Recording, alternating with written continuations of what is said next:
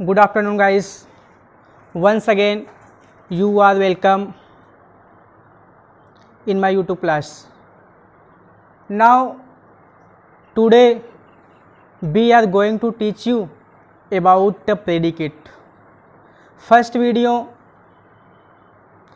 I had taught you basic of grammar, and second video, we had taught you about sentence, part of sentence, subject. In this video, we are going to teach you about predicate. Guys, we will know in this video what is predicate. Now let us start. Please watch carefully. predicate. Predicate means क्या होता है? विधेय. Predicate means क्या होता है? विधेय. और subject means, मैं आपको बताया था, सब्जेक्ट मीन्स होता है कर्ता और प्रेडिकेट मीन्स क्या होता है? विधेय. तो सेंटेंस के दो पार्ट हम बताए थे आपको. फर्स्ट था आपका सब्जेक्ट और सेकेंड आपका था प्रेडिकेट. तो मैं आपको सब्जेक्ट के बारे में डिस्क्राइब कर चुका था. तो हम आज देखते हैं प्रेडिकेट के बारे में. प्रेडिकेट मीन्स क्या होता है? विधेय. प्रेडिकेट मीन्स क्या होता है? विधेय. डिफिनीशन इसका देखते हैं. Predicate is a part of sentence which tell us about subject. इसका मीन्स देखते हैं. प्रेडिकेट मीन्स होता है विधेय. इज मीन्स है. ए मीन्स एक. पार्ट मीन्स भाग या हिस्सा या टुकड़ा. ऑफ मीन्स काके की. सेंटेंस मीन्स वाक्य. विच मीन्स होता है जो. ये हमारा यहाँ पे विच ये रिलेटिव प्रोनाउन का वर्क कर रहा है. टेल मीन्स होता है बताना. अस मीन्स होता है हमें. अबाउट मीन्स होता है के बारे में. और सब्जेक्ट मीन्स होता है कर्ता. तो प्रेडिकेट मुझे बताता है. प्रेडिकेट भी क्या है? एक सेंटेंस का पार्ट है, एक भाग है, और जो मुझे बताता है किसके बारे में गाइज? सब्जेक्ट के बारे में, कर्ता के बारे में मुझे बताता है. कौन बताता है?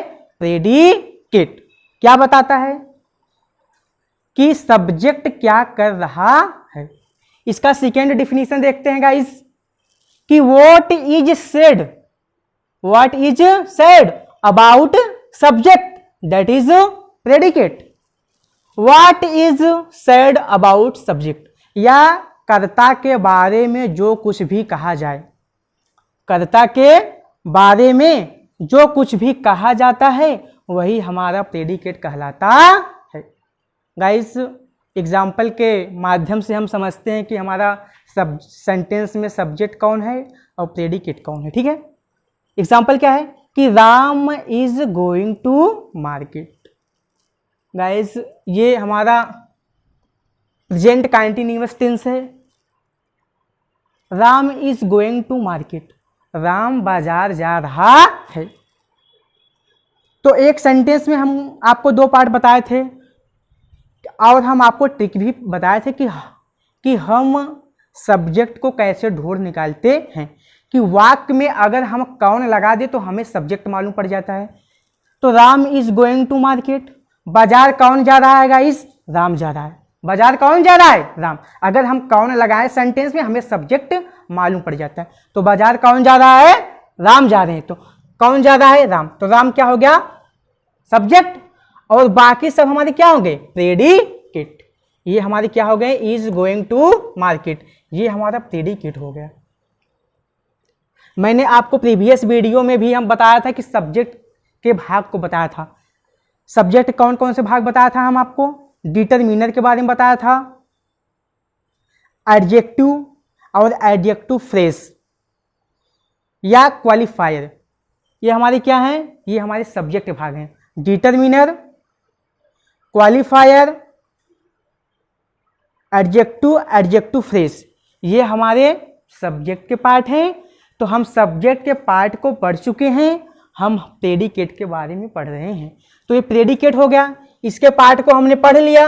अब हम इसके पार्ट को पढ़ेंगे. तो प्रेडिकेट के कितने पार्ट होते हैं कितने भाग होते हैं।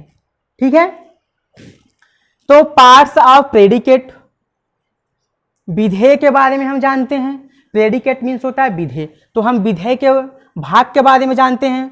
तो गाइज प्रेडिकेट के जो पार्ट होते हैं, जैसे आपका हेल्पिंग वर्ब हो गया, मेन वर्ब हो गया, ऑब्जेक्ट हो गया, और ऑब्जेक्ट के भी पार्ट है डायरेक्ट ऑब्जेक्ट और indirect object.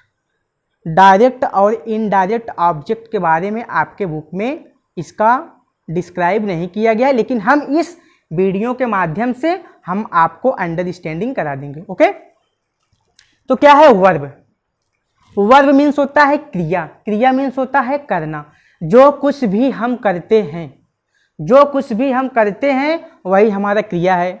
Right now I am teaching you, sources by the video YouTube. Right now I am teaching you by YouTube. जैसे हम आपको यूट्यूब के माध्यम से वीडियो बना बनाकर आपको पढ़ा रहे हैं, तो हमारा कार्य क्या है? पढ़ाना। जो पढ़ाने का कार्य है वही पढ़ाना क्या है? क्रिया है। जैसे आप इस समय क्या है, इस समय आप देख रहे हैं, वीडियो को देख रहे हैं, देखना क्या हुआ? क्रिया हो गया। कि जो कुछ भी सब्जेक्ट करता है, जो कुछ भी सब्जेक्ट काम को कर रहा है वही हमारा क्रिया है। चाहे हम खाएं, पिए, दौड़े, उठे, बैठे, जो कुछ भी मनुष्य करता है वही हमारा क्रिया है। Okay, a verb is a word, क्रिया एक शब्द है, क्रिया एक शब्द है। दैट शोज एक्शन, दैट ये हमारा यहाँ पे रिलेटिव प्रोनाउन है। रिलेटिव प्रोनाउन क्या होते हैं? जो दो सेंटेंस को जोड़ने का काम करते हैं वही हमारा रिलेटिव प्रोनाउन होता है। जो रिलेटिव है वह रिलेशन से बना है। रिलेशन मीन्स होता है संबंध। तो ये जो दैट है हमारा संबंध बता रहा है वर्ब में। ठीक है, तो a verb is a word, क्रिया एक शब्द है। दैट शोज एक्शन, जो हमें कार्यों को दिखाता है। एग्जाम्पल के माध्यम से हम समझते हैं। I am going to school, I am going to school, मैं स्कूल जा रहा हूं। ये आपका सेंटेंस है, एग्जाम्पल है। तो मैं स्कूल जा रहा हूं, जाने का काम कौन कर रहा है? मैं। जाने का काम कौन कर रहा है? ये मैं। तो ये हमारा सब्जेक्ट हो गया। ये हमारा आई क्या है? सब्जेक्ट। गाइज सब्जेक्ट हमारा नाउन भी हो सकता है, प्रोनाउन भी हो सकता है। जितने भी नाम है वो नाउन है, और जो नाउन के स्थान पे आता है वो प्रोनाउन है। तो ये आई हमारा प्रोनाउन है। ठीक है, तो अब जाने का काम कौन कर रहा है? मैं। आई है, तो इसका आई का कार्य क्या है? जाना। तो जाना क्या हो गया? क्रिया हो गया। मतलब जो कुछ भी नाउन या प्रोनाउन करते हैं वही हमारा क्रिया है। तो इसमें गोइंग क्या हो गया? हमारा वर्ब है। क्या है? वर्ब। ओके, अब हम जानेंगे कि अगर सेंटेंस दिया है तो हम वर्ब को कैसे फाइंड आउट करेंगे, कैसे खोजेंगे। तो मैंने आपको ट्रिक बता रहा हूँ। आपके बुक में ये ट्रिक भी नहीं दिया है, डायरेक्ट इनडायरेक्ट ऑब्जेक्ट के बारे में नहीं दिया है, लेकिन आप इस वीडियो को केयरफुली देखिए। आपका जितने भी प्रॉब्लम है, सेंटेंस में जितने भी पार्ट हैं उसके भी पार्ट हैं, आपका प्रॉब्लम सब सॉल्व हो जाएगा। तो ट्रिक फॉर फाइंडिंग वर्ब, हम ट्रिक के माध्यम से कैसे वर्ब को फाइंड आउट करते हैं। डिफिनीशन इसका देखते हैं। If we ask question by putting word what in a sentence, then we get to the verb. if means होता है यद, be means होता है हम, ask means होता है पूछना, question means होता है प्रश्न। by putting word, कोई शब्द रख करके किसी शब्द के माध्यम से हम पूछते हैं तो हमारा वर्ब का पता चल जाता है। यद हम किसी भी वाक्य में क्या लगा करके प्रश्न करते हैं, क्या लगा के प्रश्न करते हैं तो हमें वर्ब मालूम पड़ जाता है। एग्जाम्पल जैसे Rohan is playing cricket, Rohan cricket खेल रहा है। अब हम क्या लगाएंगे? वाट लगाएंगे। रोहन क्या खेल रहा है? रोहन क्या कर रहा है? खेल रहा है। तो ये गाइस क्या हो गया? हमारा प्लेइंग क्या हो गया? Verb. Other example, we are going to teach you, हम आपको पढ़ा रहे हैं। क्या कर रहे हैं? पढ़ा रहे हैं। तो रीडिंग क्या हुआ? हमारा वर्ब हो गया। Sohan is eating an apple, Sohan एक सेब खा रहा है। सोहन क्या कर रहा है? खा रहा है। तो खाना क्या हुआ? क्रिया हुआ, कि जो कुछ भी हम लोग करते हैं वही क्रिया है। इसके बाद वर्ब के बाद आपका आता है ऑब्जेक्ट। ऑब्जेक्ट मीन्स होता है कर्म। ऑब्जेक्ट मीन्स क्या होता है? कर्म। इसका डिफिनीशन देखते हैं। An object is a person, मतलब जो कर्म है वह व्यक्ति भी हो सकते हैं और वस्तु भी हो सकते हैं। कर्म व्यक्ति भी हो सकते हैं, वस्तु भी हो सकते हैं। Which is affected by the action of the verb, मतलब क्रिया जिस पर काम कर रहा है वही हमारा कर्म है। एग्जाम्पल जैसे हम सेब खा रहे हैं तो हम किस पे अपना काम कर रहे हैं? सेब पर कर रहे हैं, तो हमारा सेब क्या हो गया? ऑब्जेक्ट हो गया। क्या हुआ? सेब हमारा ऑब्जेक्ट हुआ। हम क्रिकेट खेल रहे हैं तो खेलने का काम हम किस पे कर रहे हैं? क्रिकेट खेल रहे हैं, तो मतलब क्रिया जिस पर काम को करता है वही हमारा कर्म होता है। ठीक है, जैसे हम आपको किताब पढ़ा रहे हैं, हम क्या कर रहे हैं? आपको किताब पढ़ा रहे हैं, तो पढ़ाना जो हम पढ़ा रहे हैं वह कार्य किस पर है? किताब पर है, तो किताब बुक हमारा क्या हो गया? ऑब्जेक्ट हो गया। ओके, आप ऑब्जेक्ट को समझ गए होंगे। अब गाइस हम आपको बताते हैं कि ऑब्जेक्ट के कितने पार्ट होते हैं। ठीक है,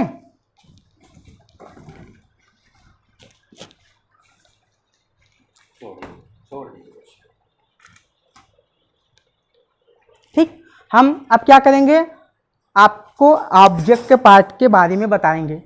आपके बुक में जो एग्जाम्पल दिया है उसमें डायरेक्ट इनडायरेक्ट सोच किया है, लेकिन आप कैसे जानेंगे कि सेंटेंस में हमारा कौन डायरेक्ट ऑब्जेक्ट है और कैसा कौन इनडायरेक्ट ऑब्जेक्ट है? तो हम इस वीडियो के माध्यम से जानते हैं।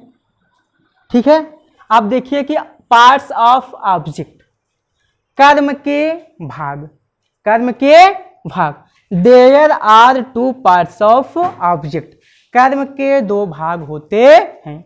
गाइस कर्म के कितने भाग होते हैं? दो, डायरेक्ट ऑब्जेक्ट और indirect object. Direct object means होता है प्रत्यक्ष कर्म और इनडायरेक्ट मीन्स होता है अप्रत्यक्ष कर्म। ठीक है, तो हम डायरेक्ट ऑब्जेक्ट के बारे में जानते हैं। कौन हम कैसे जानेंगे? मैंने आपको एक एक ट्रिक बता रहे हैं, आप उसको ध्यान से देखिए और अपने एक इसका नोटबुक तो बना ही चुके होंगे, सीरियल वाइज आपको इसको क्या करना है? फेयर करना है। तो डायरेक्ट ऑब्जेक्ट क्या है? प्रत्यक्ष कर्म क्या है? If we ask question by putting word what with verb then we get to know direct object. If means होता है यद, इफ मीन्स क्या होता है? यद। बी मीन्स होता है हम, आस्क मीन्स होता है पूछना, क्वेश्चन मीन्स होता है प्रश्न, बाय पुटिंग वर्ड कौन सा शब्द हम रखेंगे? पुट मीन्स होता है रखना, वर्ड मीन्स होता है शब्द। किस शब्द के माध्यम से हम जानते हैं? व्हाट। व्हाट मीन्स क्या होता है? व्हाट मीन्स क्या, व्हाट मीन्स क्या। विथ मीन्स होता है साथ, तो अगर हम वाक्य में क्या लगाएंगे तो किसके साथ लगाएंगे? वर्ब के साथ लगाएंगे, क्रिया के साथ लगाएंगे। हम क्रिया के साथ क्या लगाकर प्रश्न पूछते हैं गाइस, तब हमें ऑब्जेक्ट, डायरेक्ट ऑब्जेक्ट के बारे में मालूम पड़ जाता है। तो एग्जाम्पल के माध्यम से हम जानते हैं कि सी gave me a book, C gave me a book. Guys ये पास्ट इंडिफिनिट टेंस है आपका, क्योंकि जहाँ पे वर्ब का सेकेंड फॉर्म का यूज होता है वो हमारा पास्ट इंडिफिनिट है। ठीक है, तो सी मीन्स होता है वो फीमेल है, he male, she female. She gave me a book, उसने मुझे एक किताब दी, उसने मुझे एक किताब दी, उसने मुझे एक किताब दी। मैंने बताया हूं कि वर्ब में आप क्या लगा दीजिए? डायरेक्ट ऑब्जेक्ट का पता कर लीजिए। तो सी गेव मी ए बुक, उसने मुझे एक किताब दी, यही हमारा वर्ब है गाइस, यही हमारा वर्ब है। इसी में हम लगाएंगे व्हाट, क्या लगाएंगे? व्हाट। ठीक, तो उसने मुझे क्या दी? उसने मुझे क्या दी? ए बुक दी। क्या दी? A book. Guys that is a direct object, यही हमारा क्या है?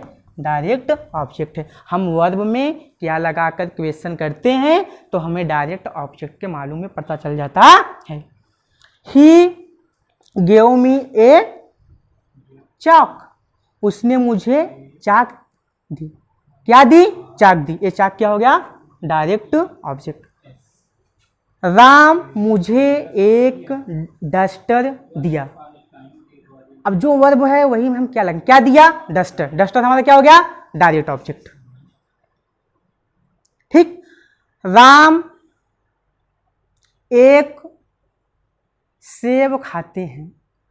क्या खाते हैं, सेब। सेब क्या हो गया हमारा, डायरेक्ट ऑब्जेक्ट हो गया। गाइस एक मैटर आप और जान लीजिए, जो हमारा डायरेक्ट ऑब्जेक्ट होता है वो नॉन लिविंग होता है। क्या होता है, नॉन लिविंग, निर्जीव होता है, उसमें जीव नहीं होते। जो हमारा डायरेक्ट ऑब्जेक्ट होता है वो नॉन लिविंग होता है। क्या होता है, नॉन लिविंग। आपको डायरेक्ट ऑब्जेक्ट के बारे में आपको पता चल गया होगा। अब इसके बाद हम सेकेंड देखते हैं कि indirect object. Indirect object means होता है प्रत्यक्ष, अप्रत्यक्ष कर्म। प्रत्यक्ष कर्म के बारे में हम जान गए, अब हम जानेंगे अप्रत्यक्ष कर्म। Guys if we ask a question by putting words to whom or for whom with verb, then we get to know indirect object। हम क्या करेंगे, अब इनडायरेक्ट को पता करने के लिए हम वर्ब में लगाएंगे टू whom या फॉर whom। गाइस इसका मीन्स क्या होता है, किसे, किसको या किसके लिए, किसे, किसको, किसके लिए। टू whom और फॉर whom का मीन्स होता है किसे, किसको और किस लिए। ठीक। तो अब देखते हैं